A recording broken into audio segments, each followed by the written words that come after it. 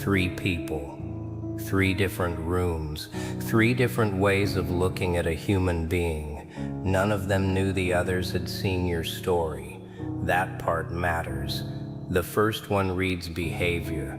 The second one studies what people do under pressure.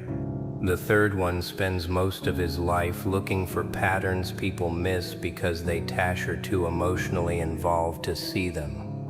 Same file, same timeline, same messages, same ugly little history somebody tried to reduce into dates and bullet points. They were not asked whether you were good. They were not asked whether you were innocent. They were given one question: explain this person. That was it. Explain why you stayed so long. Explain why you suddenly became impossible to reach. Explain why somebody who used to over-explain everything eventually walked away without giving anyone a final conversation. Explain why the same person who once needed everyone to understand them eventually stopped correcting anything. Three experts, three different methods, and somehow audacious. All three stopped at the same sentence. Not the worst sentence, not the most dramatic. Not the line about betrayal. Not the night everything fell apart. Not the part where you were humiliated. Not the part where somebody lied. Not even the part where you finally left. One sentence, quiet, almost boring. The kind of sentence most people would read and keep moving. The first expert circled it. The second underlined it twice. The third stared at it for nearly a minute before writing one word in the margin. There. And none of them knew the others had done the same thing. That is where your story actually begins. Not at the damage. At the moment the damage stopped controlling the way you needed to be seen. Because people think survival is dramatic. It usually isn't tashed. Oh. Only the world.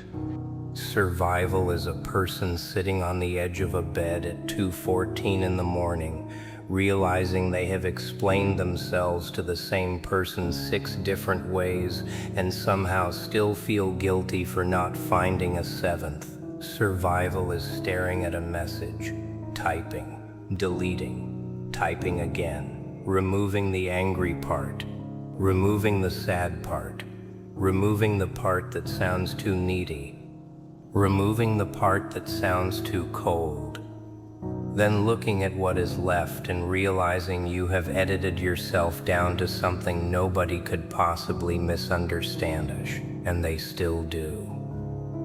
That changes a person, not instantly, slowly, a little piece at a time. You stop giving full explanations. Then you stop giving immediate explanations. Then one day somebody accuses you of something that would once have kept you awake all night, Taj. And you just look at the message. You know it is wrong. You know you could prove it. You know exactly which screenshot would end the argument. And you put the phone down. That is not a small moment. Nobody applauds it. Nobody even sees it. But something enormous just happened.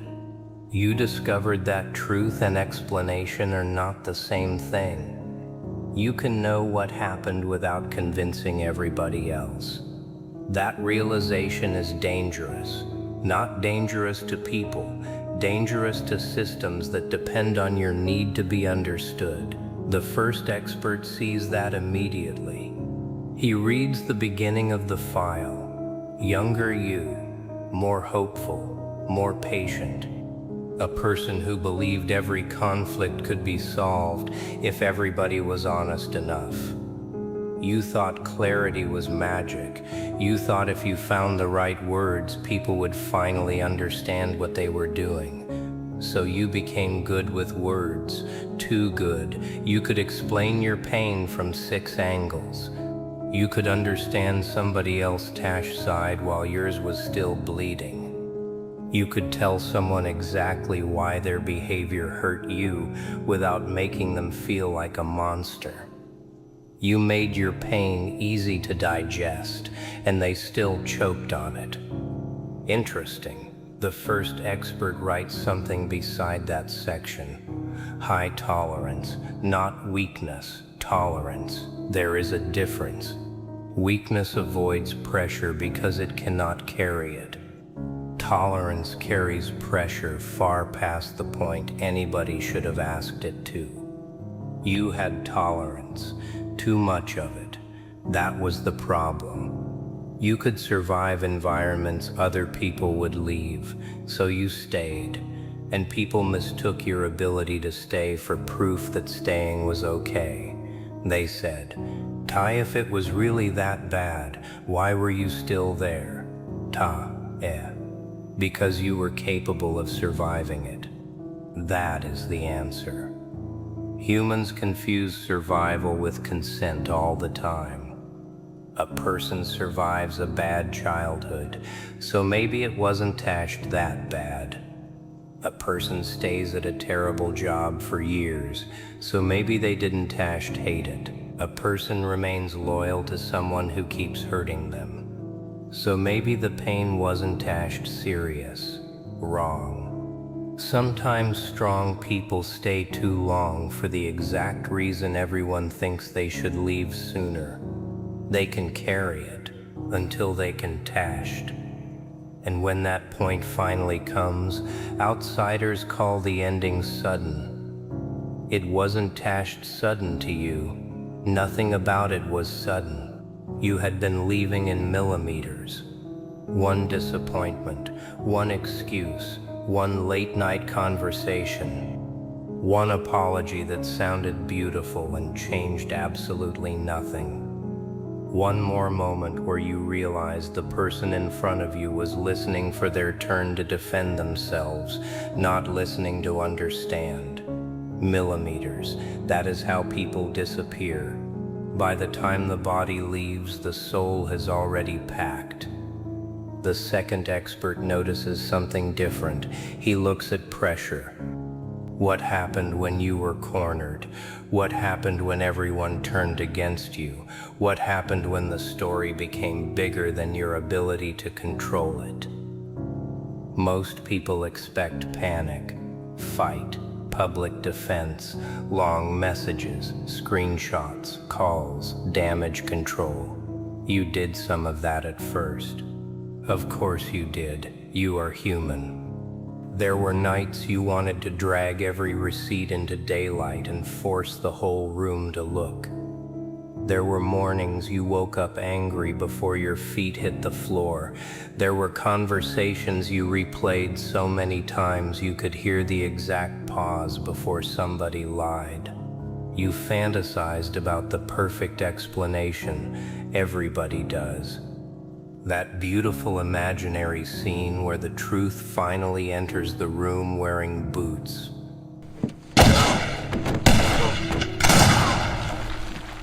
Someone reads the evidence, faces change, the guilty go quiet. Somebody says, "Tyke, we were wrong, Tai," and all those years suddenly feel worth surviving. You wanted that. Then something darker happened. You stopped wanting it. Not because justice became meaningless, because your life became more important. That is the thing nobody expects. At first, vindication feels like oxygen. You need them to know. You need somebody to understand. You need the people who believed the wrong version to come back and admit they were fooled. Then time passes. You build mornings that daunted include them. You laugh in rooms they never entered. You sleep entire nights without rehearsing old arguments. You become interested in stupid things again. Food, music, a show, a place, a person who doesn't make your nervous system feel like it has to earn its seat. Life returns quietly. And suddenly the fantasy of going back to prove something feels expensive. That task when the second expert slows down, because the file shows something strange. Your anger went down Taj, but your boundary stayed. Most people don't understand how significant that is. They assume boundaries are powered by anger. Sometimes they are, at first. Anger gets the door closed, but anger cannot hold a boundary forever. Eventually anger gets tired. Eventually nostalgia arrives. Loneliness arrives. Memory starts playing the good scenes. The brain becomes a dishonest little filmmaker, cuts the screaming, keeps the vacation, cuts the humiliation, keeps the joke that made you laugh so hard you couldn't breathe, cuts the months of confusion, keeps one birthday, and suddenly the door starts looking less necessary. That is when most people go back. You didn't tashed. That tasks what the second expert circles, not because you remained furious, because you didn't need fury anymore. Your boundary survived your anger. That is rare. A boundary that only exists while you you're angry isn't a boundary. It a reaction. Yours became architecture. Quiet, boring, permanent enough to stop requiring emotion. And that is where people from your past began making mistakes about you. They thought silence meant softness. They thought enough time would erase what happened. They thought once you stopped being angry, access would return. But you learned something they never expected you to learn. Forgiveness and access are separate doors. You can unlock one and weld the other shut. You can stop wishing someone pain and still refuse to let them near your life. You can understand why somebody became cruel without volunteering to become the place they practice cruelty. You can miss someone, love someone, remember the best part of them, and still know that the worst part costs too much. People hate that kind of maturity because they cannot manipulate it with simple words. Taya changed. Maybe. Taya, I miss you. Okay. Taya was hurting too. Probably. Taya, you know I love you. You probably did. None of those sentences answer the actual question. What happens when access returns? Does the pattern return with it? That is what you learn to ask, not what do they feel, what do they repeatedly do. That question changed everything. The third expert doesn't care much about emotions, he studies patterns. And patterns are cruel because they don't care how beautiful an explanation sounds. A pattern does not care that someone cried during the apology. A pattern does not care that they had a difficult childhood. A pattern does not care that everybody said they meant well. A pattern simply asks, what happened next? That tashits. What happened next? They apologized. What happened next? They did it again. They promised. What happened next? Same thing. They cried. What happened next? Same thing. They said you were the most important person in their life. What happened next? Same thing. That question can destroy years of confusion. What happened next? You spent so much of your life judging people by moments. The apology, the confession, the breakdown, the beautiful night.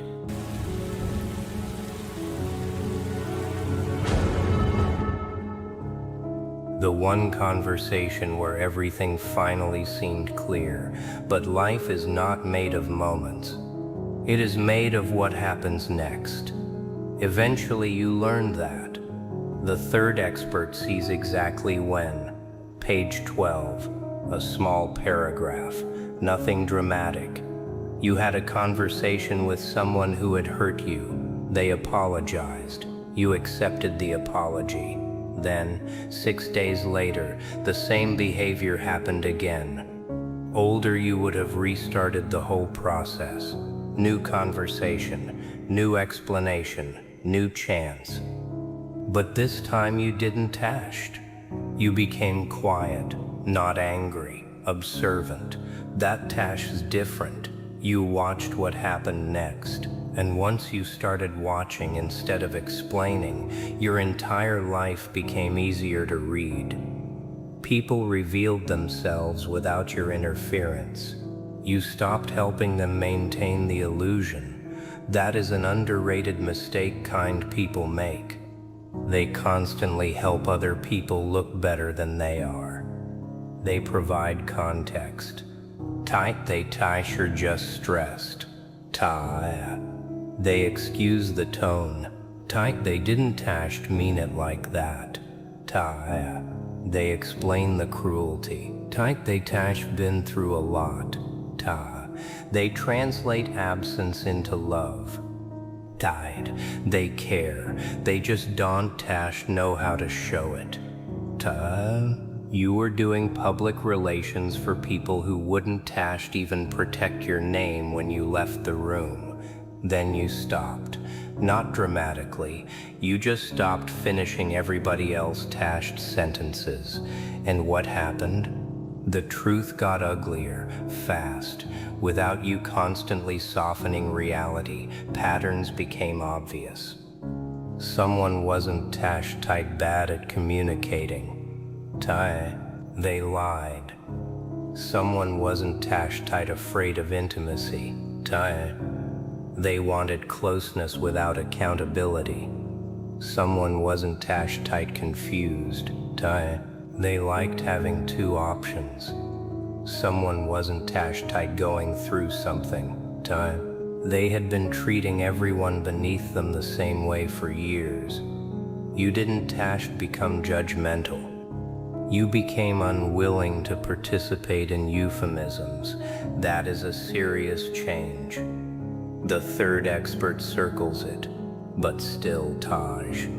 None of them have reached the sentence yet. Not the sentence. The one all three eventually mark. That comes later.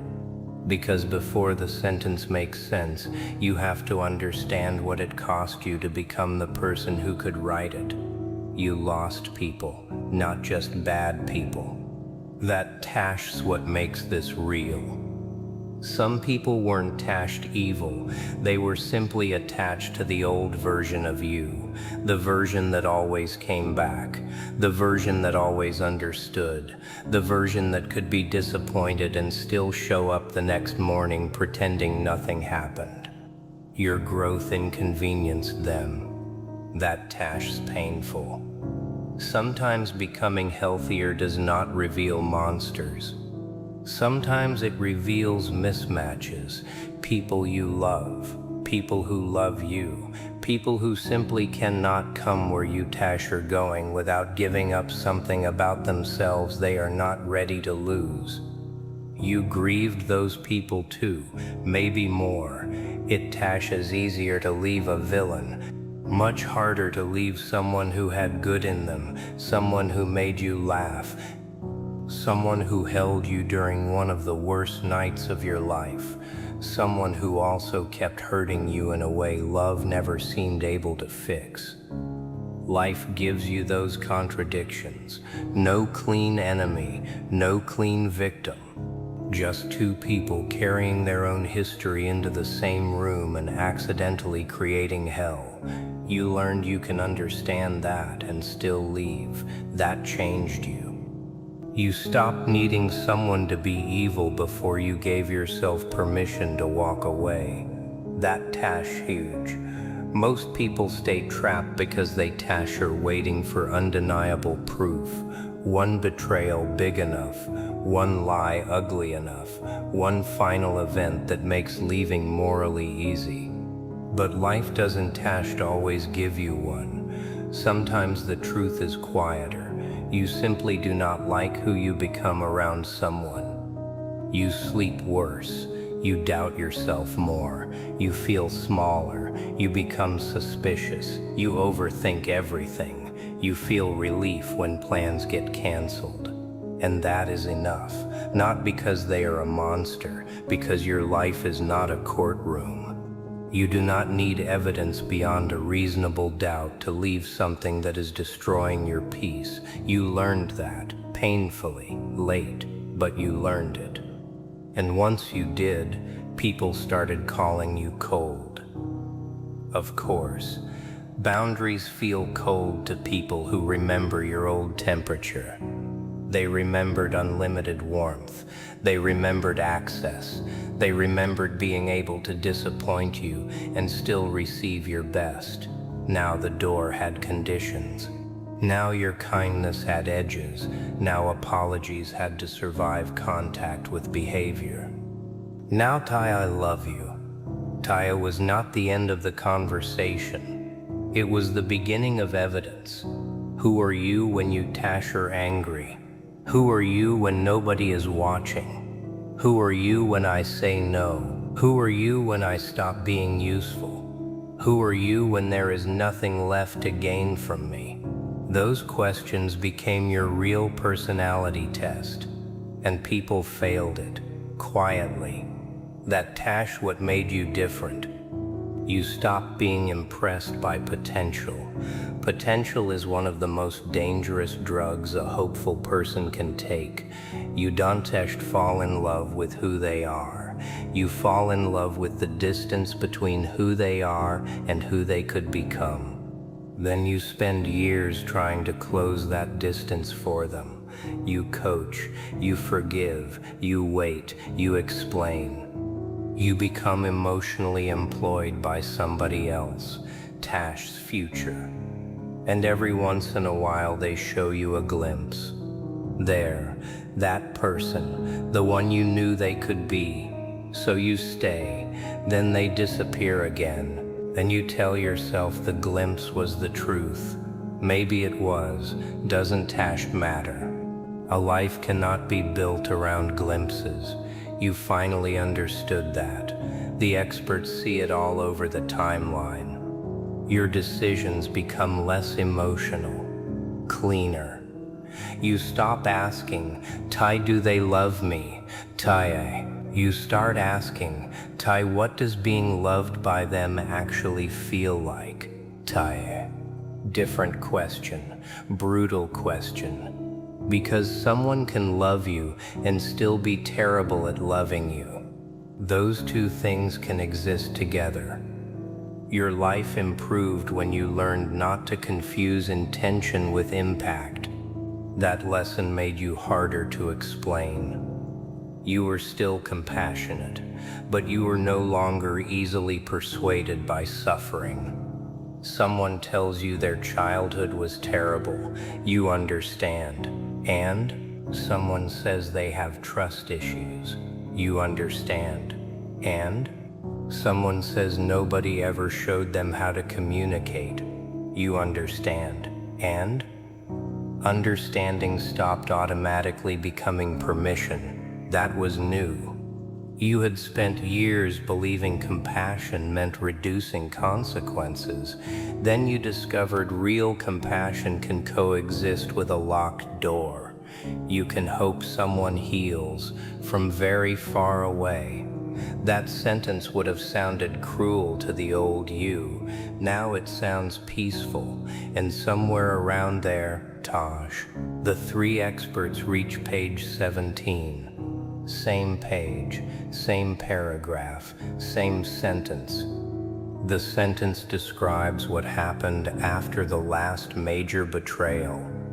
The file talks about the argument, the accusations, the people who took sides, the weeks afterward. Then one small line, almost an afterthought. The first expert circles it, the second expert circles it, the third expert circles it. The exact same sentence, here it is. Tight after that, they stopped asking anyone to believe them. That Tash's the sentence, not they stopped hurting. Not they stopped caring. Not they stopped remembering. They stopped asking anyone to believe them. There, that Tash's where you changed. Because your entire old life had been built around the need for witnesses. Someone has to know what happened. Someone has to confirm it was wrong. Someone has to say you weren't Tashed crazy. Someone has to finally see the thing you saw. And then, Tash, you stopped. You believed yourself. That sounds simple. It isn't, Tashed. For someone who spent years having their reality questioned, believing yourself can feel like rebellion. You remember what you remember.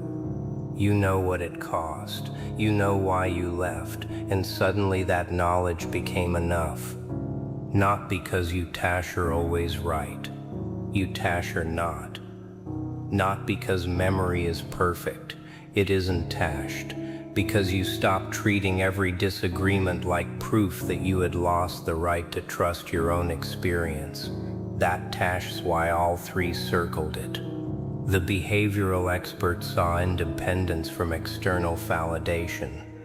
The pressure experts saw the moment your nervous system stopped fighting for social rescue.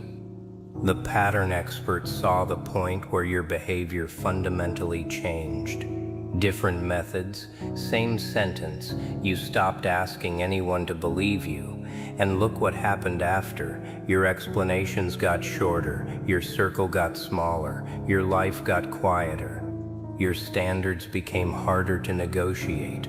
You stopped telling everybody everything, not because you became secretive, because privacy started feeling like dignity. You stopped showing your wounds to people simply because they asked where the blood came from. You learned curiosity does not equal care. Some people want your story because they love you. Some want it because information makes them feel powerful.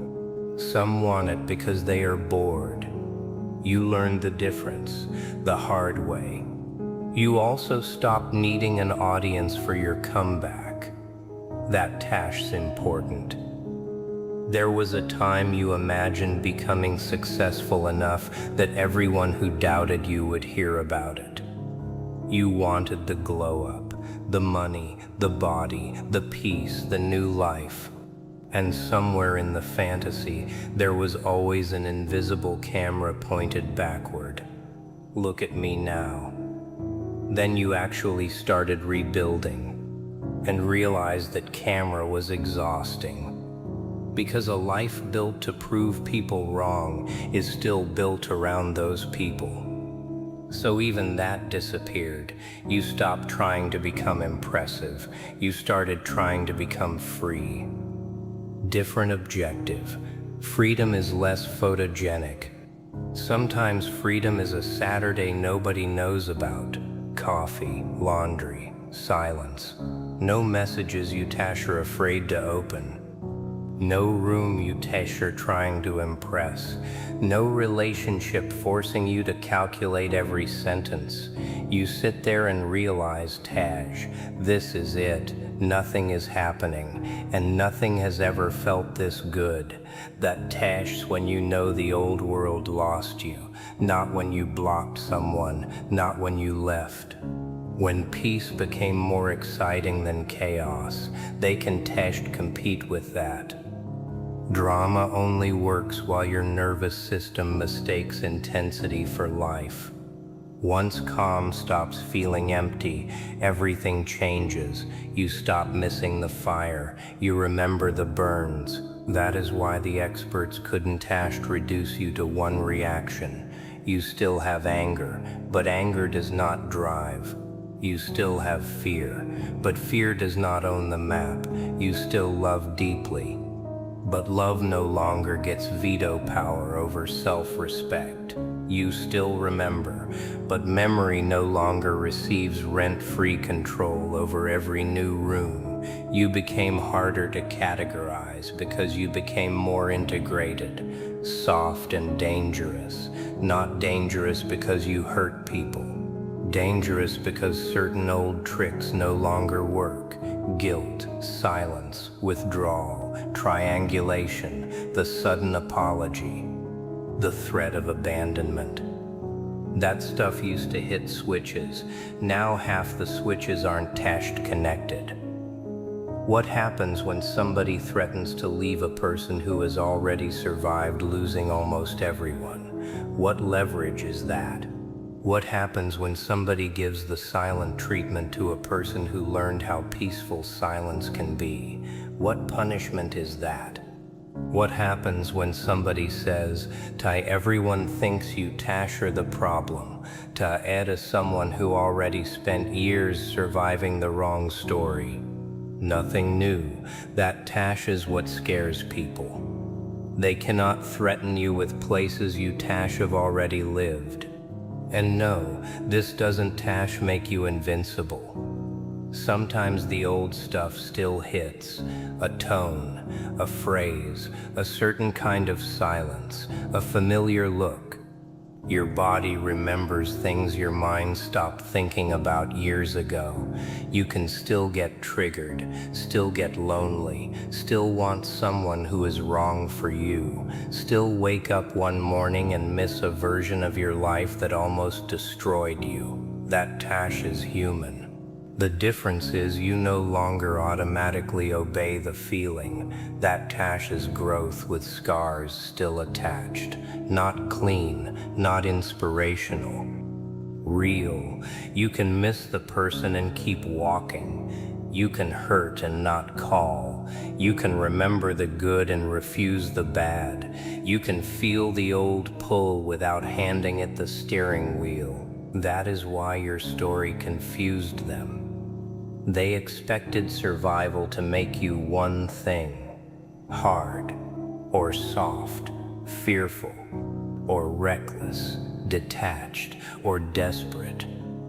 But you became conditional. You became precise. You became somebody who does not offer the same version of themselves to every room, and people call that inconsistent.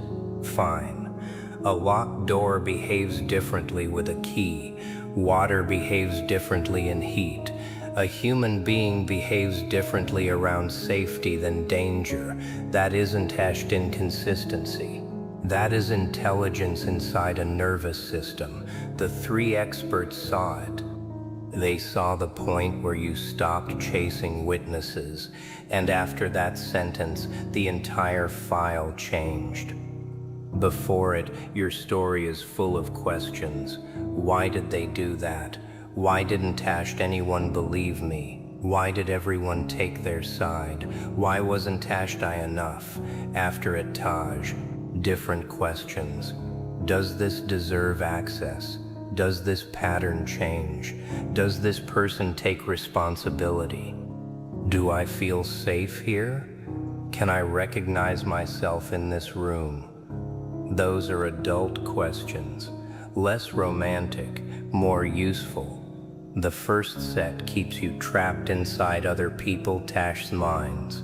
The second brings you home to your own. That was the transformation, not becoming emotionless, becoming internally anchored.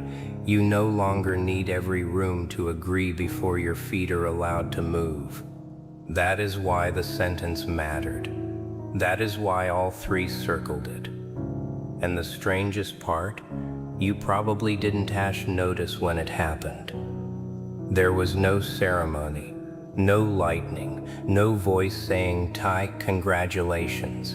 You finally trust yourself." Taya, you just got tired. One day someone misunderstood you, Taj, and you did not chase them. Someone repeated a lie, Taj, and you did not build a defense. Someone left Taj, and you did not beg them to reconsider. You sat with the discomfort. It hurt. Then the sun came up anyway. That lesson repeated again, until your body learned what your mind had been trying to understand for years. Being misunderstood does not kill you. Being left does not erase you. Someone believing the wrong story does not rewrite reality. Once your body knows that, Taj, different person, same heart, different center of gravity. Now the experts know why your file became harder to explain after page 17. You stopped living outward. You stopped asking the world to constantly hand your identity back to you. That Tosh the sentence, that Tosh the shift, that Tosh what they all saw. 3 people, 3 different rooms, 3 different methods, same circle around the same line. After that, they stopped asking anyone to believe them. Duh, and maybe that is the darkest thing you ever learned. The truth can survive without applause. Your life can continue without a verdict. Your peace does not need witnesses. You do not need everybody to understand the person you became. You only needed to stop abandoning that person every time somebody else failed to. You did. That's why the story changed. Not because everybody finally believed you, because you did, finally.